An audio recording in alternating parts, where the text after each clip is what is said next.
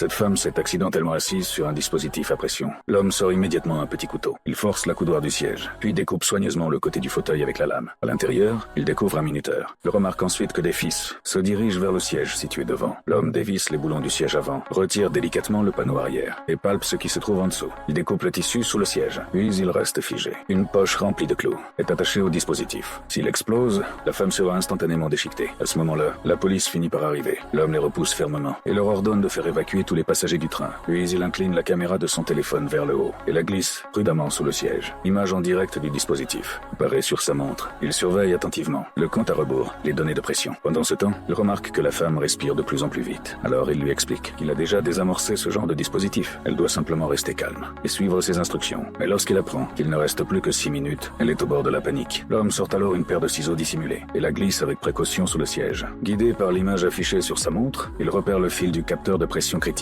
et le coupe. Le capteur est neutralisé. La femme pousse enfin un soupir de soulagement. Mais le minuteur continue de défiler. Pour l'aider à rester calme, l'homme lui demande: si nous sortons vivants d'ici, quelle sera la première chose que vous ferez? Elle répond: boire une bière bien fraîche. L'homme sourit. Cette réponse renforce encore sa détermination. Il s'approche lentement d'elle et soulève délicatement ses jambes en essayant de maintenir une pression constante, car aucun d'eux n'ose bouger davantage. Chaque seconde semble une éternité. Lorsque le siège est enfin correctement ajusté, il reste moins de 2 minutes. L'homme lui annonce qu'il va bientôt partir, mais il dit cela uniquement pour la rassurer. Au fond de lui, il ignore lui aussi s'il réussira. La femme comprend que rester sur place ne ferait qu'aggraver la situation. Elle descend alors du train. L'homme jette un regard à sa montre. Il ne reste plus que 30 secondes. Il demeure parfaitement calme et analyse attentivement son environnement. Il commence à calculer. S'il se lève du siège, le dispositif se déclenchera. Et si le compte à rebours atteint 0, l'explosion aura lieu de toute façon. Il choisit donc l'instant exact. Au moment décisif, il saisit le porte-bagages au-dessus de sa tête et s'en sert comme bouclier contre l'explosion. La femme croyait que l'homme qui l'avait sauvé